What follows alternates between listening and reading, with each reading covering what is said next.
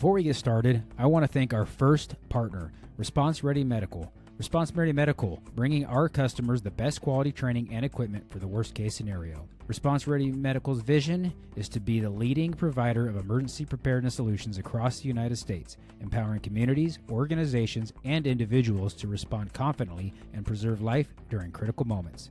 Offering same-day certification, all Response Ready Medical classes are instructed by nationally registered and state-licensed firefighter, paramedics, law enforcement officers, and hospital staff. Classes currently being offered by Response Ready Medical include CPR and AED, CPR, AED, and first aid, emergency trauma care, child and babysitting safety, CABS, backcountry medicine, and wilderness first aid. Your premium partner in emergency preparedness, Response Ready Medical.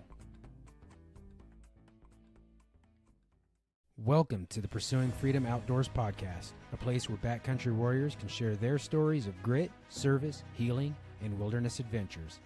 I'm your host, Tom Walton, Marine Corps veteran, full-time cop, and aspiring hunting and fishing guide.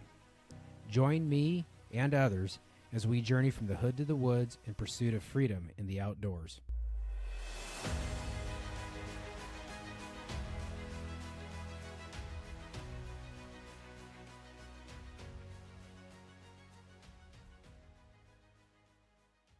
Hey, everybody. Welcome to the Pursuing Freedom Outdoors podcast. I'm your host, Tom Walton, and this is one of those rare times where I'm doing a solo recording today.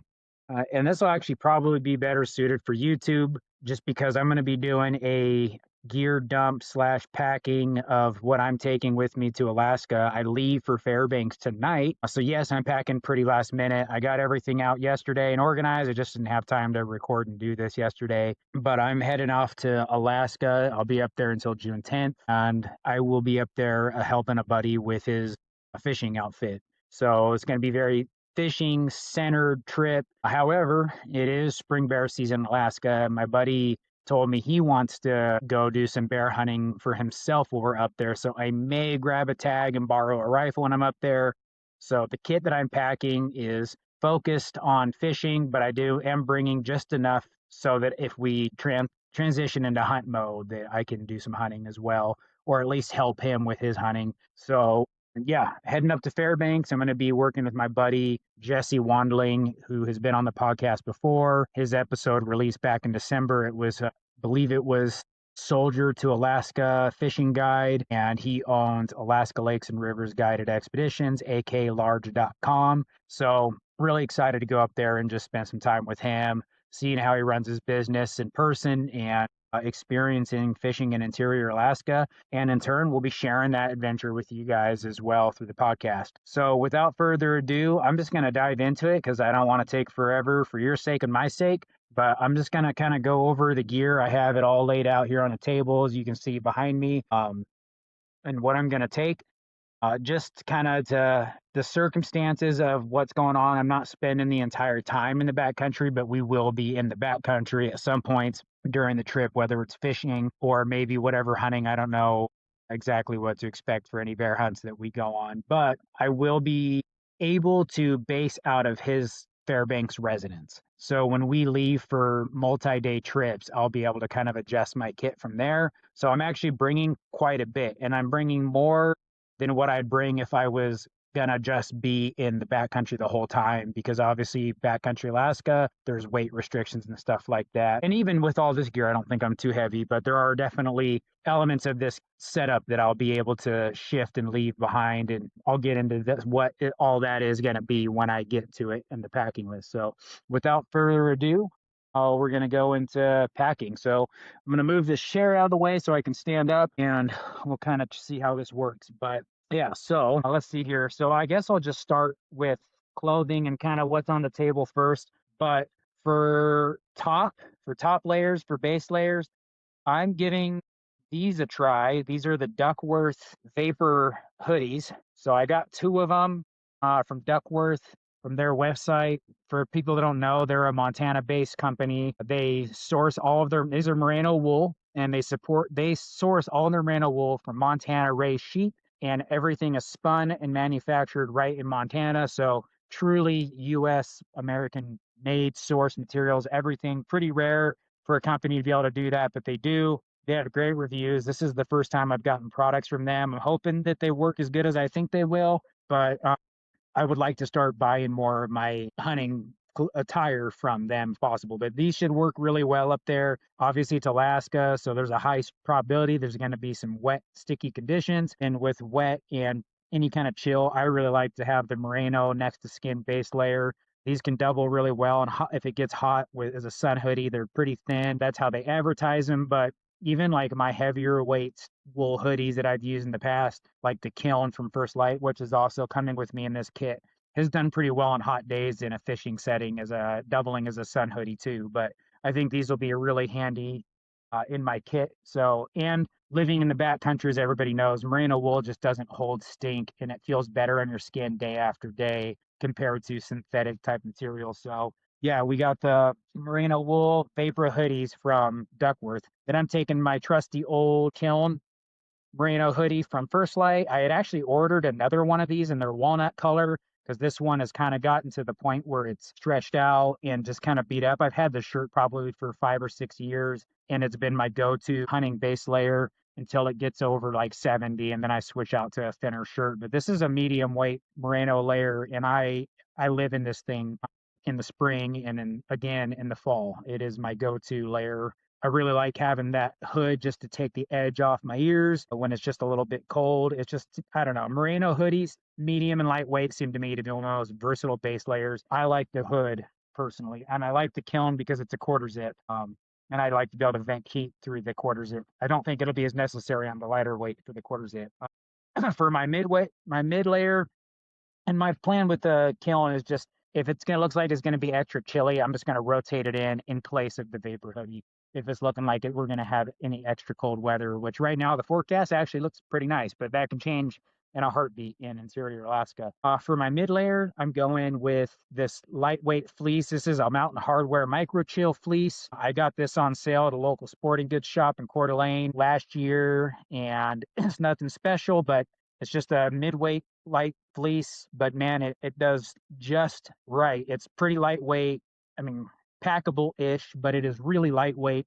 So the warmth to weight is why I like it. It's pretty warm, especially coupled with that merino base layer. I really like this versatile. I kind of like having that merino layer that stays warm and wet. Those kind of dry, especially the thinner ones should dry at a moderate pace, but this fleece, polyester fleece, even though it can hold a little stink, it does dry faster. And I just find that it kind of helps in a really good combination with the merino layers at wicking moisture. I wore that merino base with this as my mid layer all through my fall hunting. I really, really like that setup. So that's what we're going with for my mid, whether we're bear hunting or fishing, that's going to be with me on top of those base layers. Sticking with merino wool, I'm going merino wool briefs. These are the First Light ones. I'll probably replace them with the Duckworth, just trying to do, I love First Light, and not a knock on them. They're a good company. I actually think their quality's improved over the last few years too. But I probably will start trying some of that Duckworth stuff, just supporting the full-on American business. And it honestly doesn't cost that much more, a couple dollars. But anyways, that's the only reason I'd be trying those guys out. First Light has been good to me over the years. But yeah, 2 sets of boxer briefs, merino wool from First Light coming with me. And then just in case, I am bringing a set of the Kiln midweight long johns from First Light as well. I'm bringing these Eddie Bauer pants that I got on sale pretty cheap. Not something I'd normally take on a hunting trip, but they are a stretch, 4-way stretch, kind of quick dry material, extremely comfortable whether it's hot, and I don't expect it to be overly cold. But just these, so far, my experience with these under waders has been really good. Like they don't get overly hot under waders if it's warm out, and layering them with the merino wool, I think they'll be good. I don't expect I'll regret bringing this different kind of pant versus like my normal hunting pants that I usually have, but I'm bringing a few pairs just to swap out and one to travel in. But they're super comfortable and they dry fast, which is why I like them on the river. I've been wearing them so far this spring whenever I've done anything on the river. Let's see what else for clothes here. So for back on top, I've got my Brooks down hoodie. This is the lightweight down puffy jacket from First Light. Bring this for cold, and coupling that with my Kuiu rain jacket. This one particularly is the Katana Storm Shell Wore this quite a bit in the fall when it rained on my mule deer hunt, and really like it. I was gonna bring my Grundon's rubberized jacket. The forecast just is not overly wet. I expect there's nothing that this Katana jacket can't handle that the Grundon's could. Maybe a bit of a risk. I think my only fear with this jacket is just that I catch a fish hook or something in it, and I mean, I don't, but I just think about how many times I've had my shirt hooked, and it's not that many. So I am going to risk it and bring my expensive 2U jacket versus the Grundens, which I actually got for free a number of years ago. But yeah, so just bringing that jacket for simplicity, and it has proven to be a good working jacket for me in the past. Continuing on for rain gear, I've got here, these are my just my First Light breeches. These are I'm trying to remember which ones these are. I can't. The Boundary rain jacket. So I think this is kind of their or rain pant rather. Their thinner rain pant. I don't even know if I'll end up needing rain pants because I'll be in waders so much. But if we transition into hunt mode or whatever, I'll have them with me. They don't weigh that much, so it's really not hard for me to just throw them in the kit and have them with me. Worst case scenario, they stay at the house for the whole time. But I liked it. I'll take those with me on top of the waders. Ball cap. This has kind of been my lucky ball cap. This is actually SWAT cap that we had on the team we got a few years ago. Like it, so I've killed a lot of critters wearing it. So I'm gonna just continue the luck with that lucky ball cap there. I've got a couple of mosquito head nets. I do expect it's gonna be buggy out there. So and then I think the last thing with on the body clothing before we get into footwear is just these are Simms waders. These are not their most expensive waders. These are actually like I'm trying to remember exactly what these ones are called, but see if it's on the tag here. But these are nice. They're no frills, not a lot of pockets. Kind of went with they kind of have a retro look to them. But the reason I got those is because they're good on a budget. They are Simms did a run where they took all their leftover material from their high-end line and then made a minimalist version with that. So it's their higher end materials on a minimalist version. And because it's made with the leftovers on top of that, they really were able to give the consumer a cost saving. So I just picked those up. I've worn them a few times out on the river fishing. Really like them so far. Good waders. So those Simms waders are going with me. For footwear, I've got the Simms. I think these are the G3 guide boots, wading boots. Bought these last year, wore the heck out of them last year, wearing the heck out of them so far this spring. I wear these and the waders until wet wading isn't great. And then even wet wading, I still kind of wore these. I bought some wader socks for them. They're good. I like those boots a lot. I went with the rubber bottoms and the cleats, just because the law in Alaska, it's illegal to have felt soles in Alaska. And that has to do with, the possibility, according to Alaska and other states that have similar laws, is the felt can hold invasive species. So no felt in Alaska, so those don't have felt. For other footwear, bring in these are my Lathrop and Sons hunting boots. Really like these boots. They're heavy, really heavy, because these are like solid mountain boots. The heaviest boots I've ever owned, but they have been really sturdy. I wore these on my mule deer hunt, my spring hunting. Really, really like these boots. Instant comfort. Good. The waterproofing is unreal. Yeah, I really like these. These are an uninsulated hunting mountain boot, solid, all leather. Really like these boots so far. And then I did wax all of these boots before, both sets of boots yesterday. I like to try to do that before and after big trips, just taking care of this stuff because those Lathrop and Son boots are expensive. The G3 guide boots from Simms are really expensive, and we want those things to last a long time. So try to take care of them, clean them, wax them, and just keep that leather supple and pliable, comfortable. It doesn't shrink when you keep it waxed. So yeah, we're doing that. Last note on footwear: the old camp shoe, Crocs. Can't forget the Crocs for just lounging about. One thing that I don't have that I'm going to get for footwear when I get there is a kind of a cheaper pair of rubber boots I'll pick up at the Sportsman's there. I'm not used rubber boots for Alaska, but my buddy assures me that it will be a much needed piece of footwear for when we're in the camp setting there, probably because Alaska is just super wet. So we'll be getting some rubber boots when we get there. I think that covers us for the bulk of the clothing minus the comfort stuff. I've got some lightweight outdoor research gloves. I was debating bringing my merino wool ones, but just because we'll be I don't know how much I'll need gloves, but these are really good lightweight gloves. Wore these a lot in the fall. Really like them. Simple beanie and neck buff. This is a First Light Arrow wool, so a merino wool neck buff. I just can't go wrong with that. So just a few comfort things. Moving on from clothes and gear, let's just start with fly gear. So obviously rubberized net. I'm bringing 2 fly rods. I've got my Redington Path 5-weight. I actually don't expect to use this one too much unless we're really targeting grayling and any smaller fish, but which would really just be grayling up there. The other one that I'm bringing is my Allen Compass 6-weight. This I expect to be kind of my general workhorse for anything streamer fishing. This is on the lighter side for the pike, and we're probably going to be doing a ton of pike fishing. But he'll have some bigger, stiffer rods too if I need to up to like a 9-weight or bigger for or sorry, an 8-weight or something bigger. This is a 6-weight, a bigger like 8-weight for a pike. But those should cover me for the general fishing necessities.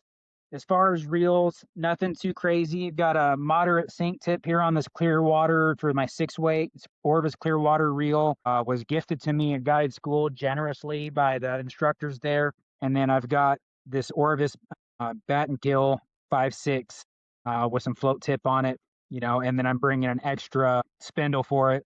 So I'll probably get this filled with maybe some sink tip when I get there, just to have the backup, because when we're out in the backcountry, I'd like to have you'd like to have backup options. Obviously, fishing license, guide license, all that stuff is really important. Laminated and sealed up in this plastic bag, ready to go in my gear, ready to be with me. The rest of the fly stuff, nothing too crazy with fly gear. Somewhere around here, I have a chest rig, my chest rig from, it's like the first, or the FHF chest one. I don't know what the heck it's around here somewhere.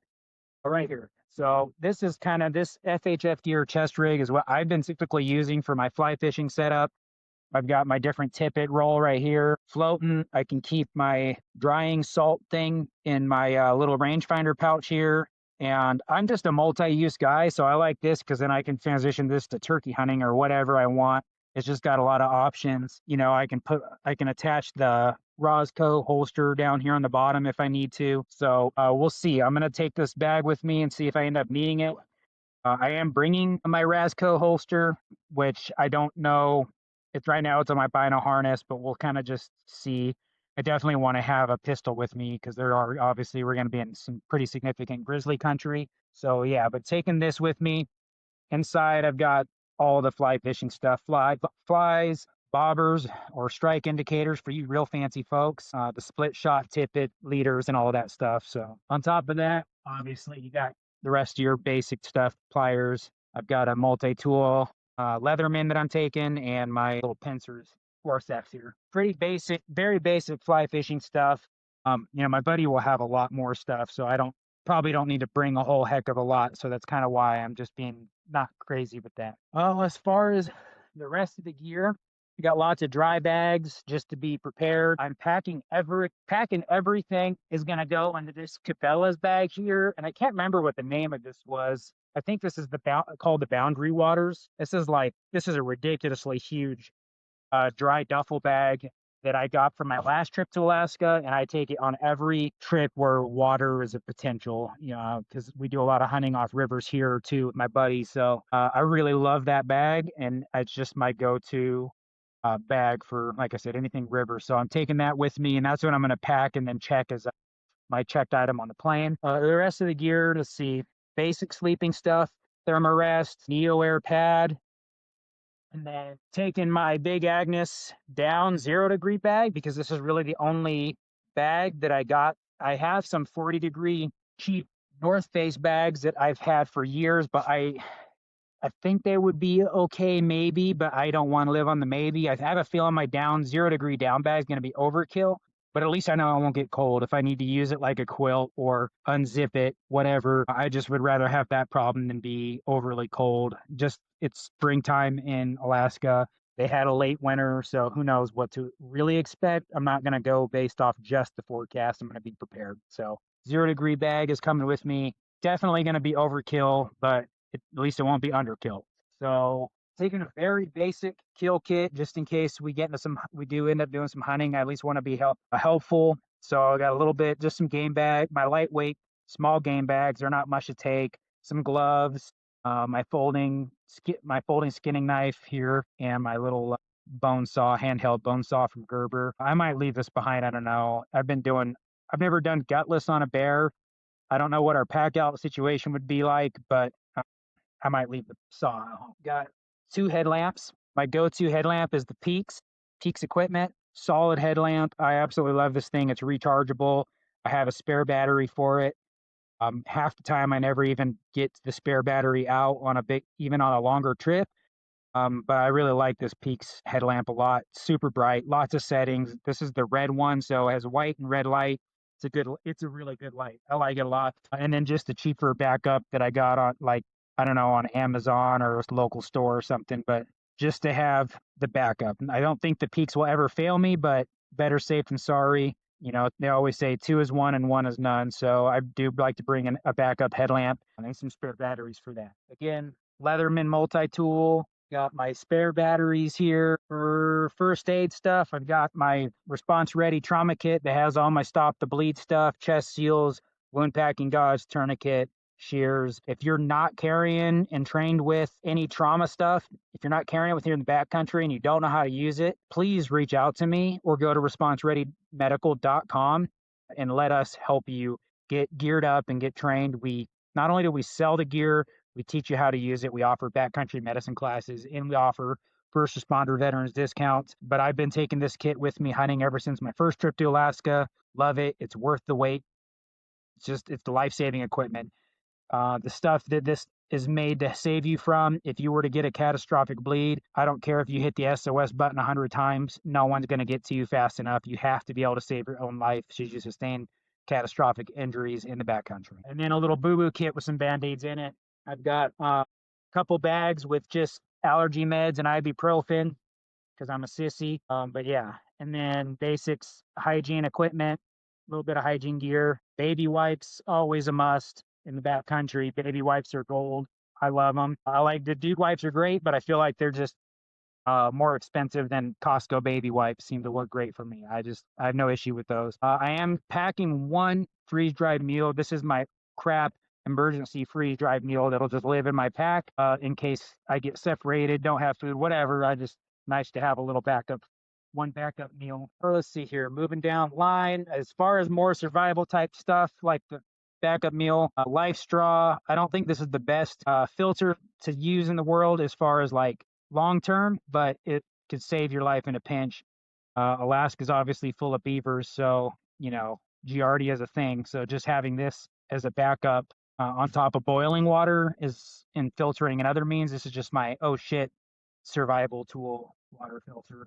And it weighs nothing, so it's not that big of a deal to keep it around. Thermocell for the mosquitoes. This is the one that hooks onto butane canister with the little cards that you insert. And these definitely help with giving you a little, especially in a tent, but just giving you a little buffer from mosquitoes, which are going to be a thing out there.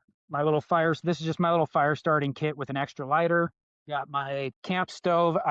I'm cheap. I've been using the same MSR Pocket Rocket for a long time. Not the most efficient stove. I know there's plenty of other really great efficient stoves out there, but this is the one that I've been using for a long time. It works for me, and I'm just going to keep using it. Extra lighter, spoon. So that's what I'm using for my cook setup with my little metal cup here. Just works for me. Definitely not the most efficient. There's plenty of other modern jet boils and even other MSRs like the wind burner that I'll probably invest in one of these days. On the food situation, I am bringing my own packs of instant coffee. Got on Amazon the Blackout Coffee Company premium instant coffee, and then my wife picked me up some from Trader Joe's too. But just an instant coffee. I'm addicted to caffeine. I'll get headaches if I don't have at least 1 cup of coffee in the morning. So that's a must for me. And then LMNT, the Element electrolyte packets. Got various flavors in here that I like. Hydration, electrolytes, cold, hot weather, doesn't matter. Absolutely critical. Just the magnesium alone will help your body, your muscles relax, get better sleep, recover better. So I think electrolyte mixes, not only do they help you drink water because it tastes good, but, more effective hydration with critical minerals and salts and stuff like that. All right. So moving through, don't know how much I'll need them, but this Alaska is where I learned how valuable trekking poles were. So I am going to bring them in the event. They can also double as a waiting staff. So it doesn't hurt to have the trekking poles with me. I can use them in the river. I can use them if we end up deciding to hunt or whatever. I just have the rubber tips on them for now so they don't poke a hole in my bag when I pack them, but I like to just take those off and have the carbide tip on the bottom. These are the Argali, I believe it's their Guide Carbon X, but these are good poles. I don't think it's necessary to I don't really say that like, oh, these are the best. They're good. The only thing I would say is they feel, while they have been sturdy and not broke, they can, to me, feel a little flimsy when they're fully extended. But they have held up under the pressure. So no, without brakes, I'm not going to say that they have a problem. They've been really good trekking poles to me, but I would wish they wouldn't like vibrate as much as they do sometimes. But I still like them. Carbon X or Dolly trekking poles. I've used them on all kinds of really difficult terrain, heavy packs, and so far so good. But I think an important thing to have. I like them a lot. I am bringing up my vinyl harness. I just have the FHF Gear one. I might take the Rasco holster and put it onto my chest rig for fishing, but I do have the Rasco holster here. This is for my Glock 21 that I'm bringing with me. And I know, and it's just in my rangefinder binos, I know the Glock 21, for people that know, it's a 45 caliber pistol. People might knock on me for taking that as a grizzly defense, but here's the thing. I've got two things. One, I'm very comfortable with that pistol. I've been shooting it for years, and I know I can shoot it well, and I know I can shoot it under pressure well, which is even more important. So that's one, that's what I'm comfortable with. Two, I don't have a bigger caliber handgun. I only have a 45 caliber as my largest caliber pistol. To help supplement that, though, I am bringing these Buffalo Bore ammunition. These are the Plus P 45 solid cast bullets. So they're the 45 ACP Plus Outdoorsman. They're a 255 grain hard cast bullet and 925 feet per second with 484 foot-pounds impact. So I think those will be sufficient. It's more than just, I think with that hard cast bullet, that'll give me the penetration I need. I've got 13 rounds in the magazine. Like I said, I'm extremely comfortable with that. Hopefully we don't have to worry about it, but I know you could get into the caliber argument, bear spray argument. That 45 and I are buddies. I'm comfortable with it. I'm going to take that. One of these days, I'll probably upgrade to a 10 millimeter, but for now, that's what I got. I'm very comfortable with that bullet performance, with that bullet construction that I got. I did include an upgraded spring that I put into that Glock to handle the Plus P ammo. I've shot it, shoots great, so I'm very excited and comfortable with that handgun. Oh, let's see, here's other little items. I've got, my inReach is broke last year, unfortunately, and that was just my own stupid fault. I left it on top of my car. I drove away. By the time I came back to look for it, somebody ran it over in the road. So I have for my hounds, I have the Garmin Alpha Pro. It has inReach capability, so I just took off the radio antenna for the collars. It can still connect to the satellite, and so that's what I'm using. It has inReach capability. I turned it on yesterday, did a check message with my wife, so it's a little bit bulky. It's heavier than the typical inReach, but it gives me the SOS capability, communications back to the real world if I need it, and Inverness isn't like an ultralight trip, so I think it'll be fine. But at least it's something. It's better than nothing. I haven't bought an inReach yet. I'm also kind of waiting to see what's going to happen with the T-Mobile Starlink stuff too. So before I buy another inReach device anyways. For water, I'm a huge Nalgene type bottle. I don't like bladders because I just don't trust bladders to not pop and leak. These Nalgene bottles are sturdy. I've had them for years. I like to be able to chug out of the wide mouth lids. So, and then you can mix drinks up in them, shake them, mix up your powders and stuff like that. So I really like the Nalgenes. I store them in the hip pockets of I got the hip holders on my backpack that I got them from FHF Gear. They go on my Mystery Ranch pack or just in the side pockets on my day pack. They fit in great. I am considering maybe this year upgrading to I just heard Brian Call on his podcast talk about an insulated version that was about the same size without much weight difference. I might go to an insulated metal, just one, to get away from drinking out of the plastic, but more importantly, just to have that not have your water be icy cold on cold days or get hot on hot days. The temperature control is the one downside of the Nalgene's for sure. But for now, they tried and true. They don't break. I do like for like backcountry backpacking, collapsible water bladders that I can fill and transport water in if we're camping away from a water source. But for daily use, I really like my Nalgene's. I think that covers most of it. Camp Obviously a camp pillow. My go-to is this big one for extreme comfort. But if I'm backpacking, I have this little blow-up one. My buddy got it for me. I don't know. I've never used an inflatable pillow. They don't sound great to me, but I'm going to give it a try just because it would be nice for backpacking purposes. I got a stuff sack for the sleeping bag, the Sea to Summit waterproof stuff sack. Not taking a rifle. I'll borrow one if I end up getting a chance to hunt bear for myself.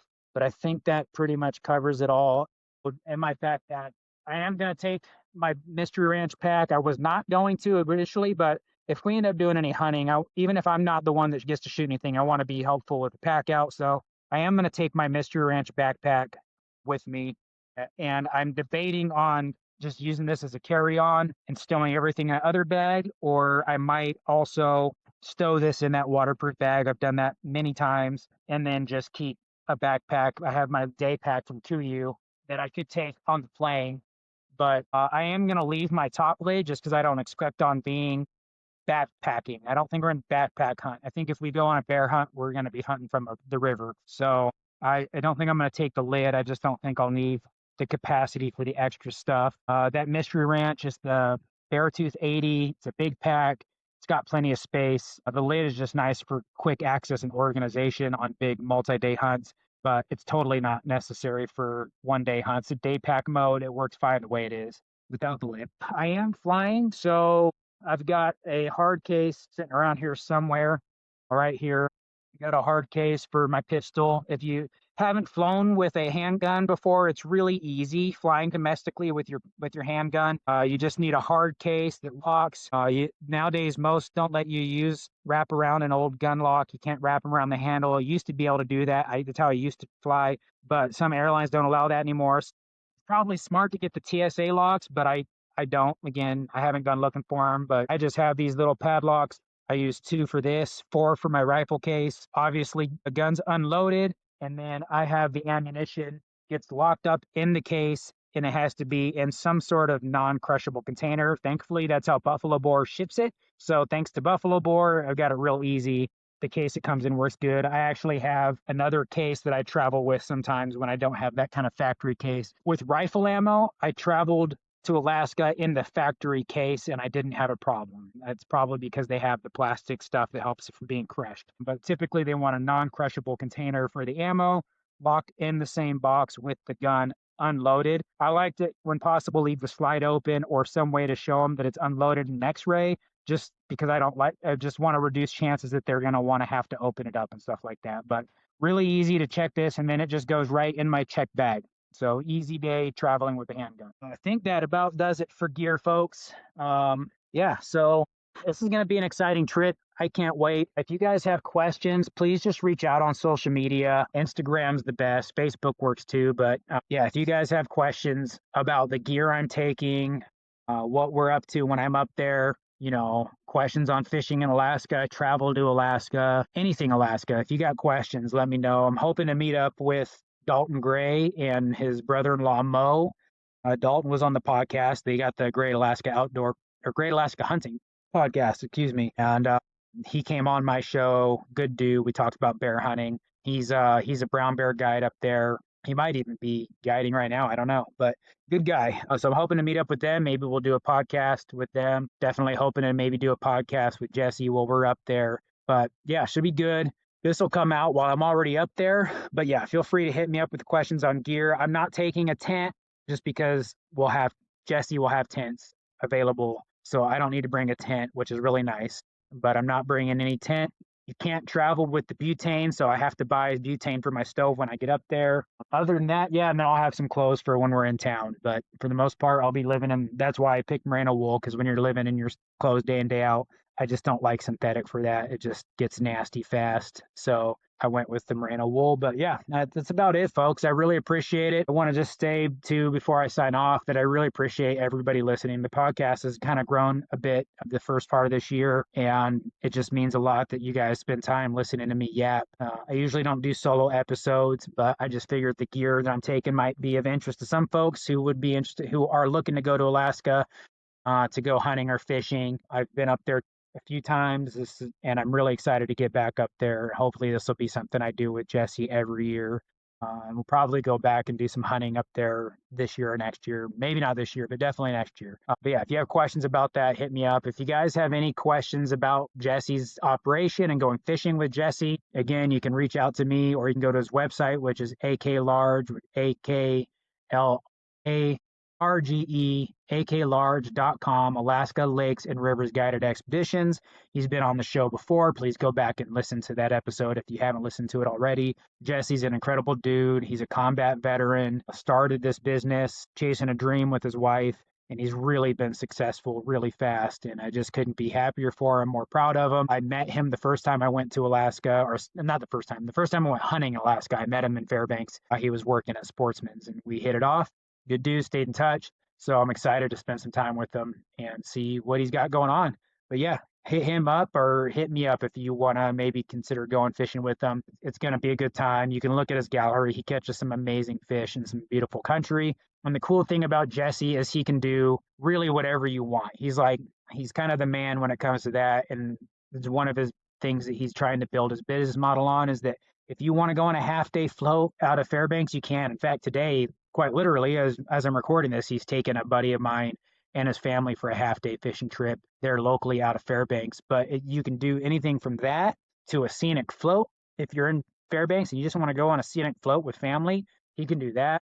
He's a big family reunion coming up. Not his family reunion, but he's taking a large group of people, like 20 people, on a scenic float for a family reunion next month. So, he can accommodate those. He can do that all the way to, he can do multi-day backcountry trips. If you want to work on chartering a plane, he can get a plane chartered and you can fly out and do some really amazing fishing in some really remote country, or you can jump on one of the jet boats or go on a raft. I mean, he can do all kinds of different types of trips and do multi-day backcountry fishing for trophy rainbow trout, trophy Arctic char, grayling, trophy pike, and I mean like 40-inch plus pike. These are big pike that live up there in interior Alaska. So yeah, all kinds of good opportunity, and something a little different than what you normally think of when you think of going to Alaska and doing a big like Southeast Copper River, Bristol Bay, Kenai, or Kodiak salmon fishing trip and out at sea with the deep sea stuff with the halibut or whatever. That's all great. Not knocking on that. This is something a little bit different. And he does spinning, fly, whatever you want to do. So give it a thought. I think it's really cool, and I really can't wait to give you guys a full report on how it goes. Appreciate everything, guys. I will let you guys go, but please just remember to like, subscribe, follow the podcast.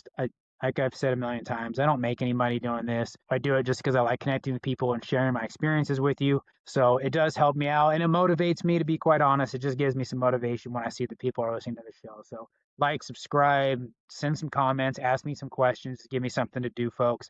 Really means a lot. I hope you guys are enjoying spring. Summer's on the horizon. Hope you guys are getting out and having some great spring bear hunts. I hope everyone's turkey season went well. And yeah, I hope you guys get out and do some fishing and camping with the families this summer and have a good time. We'll talk to you guys here soon. See you later. Hey, folks, just wanted to take a quick break from the show to talk about my most recent partnership with a good friend of mine, Jake Collier, and his company, One Outdoors. One Outdoors provides a trusted place to purchase outdoor experiences, gear, and services. They aim to positively impact people and the environment by donating 10% of all of their net profits to Restoration Outdoors, a nonprofit, which in turn invests in mental health and conservation. One Outdoors offers trips around the globe, whether you're interested in hunting in Africa or fishing in Alaska, Patagonia, and more. They can customize your outdoor experiences and beyond just hunting and fishing to whitewater rafting. You name it, folks. If you can dream it up in the outdoors, One Outdoors can help make that dream come true. And I'm proud to be partnering with them and consulting on trips and hunts. So if you're interested in booking a trip of a lifetime with One Outdoors, you can reach me or reach out to me at thomas@pursuingfreedomoutdoors.com. It's thomas@pursuingfreedomoutdoors.com. Or you can contact me directly through Instagram, Facebook, you name it. But One Outdoors, folks, really excited to be working with these guys. So thank you very much for listening to the Pursuing Freedom Outdoors podcast, and we'll get back to the show. Thanks again. And if this resonates with you, I want to welcome you to the tribe and encourage you to share this podcast with your friends. Hit subscribe and follow us on Instagram at Pursuing Freedom Outdoors. And if you or someone you know has a great story about life or the wilderness, I want to share it. You can shoot me a message on Instagram or email me with all inquiries and questions at thomas@pursuingfreedomoutdoors.com. That's Thomas, THOMAS, at pursuingfreedomoutdoors.com. Until next time, get out there, get after it, and pursue freedom in the outdoors.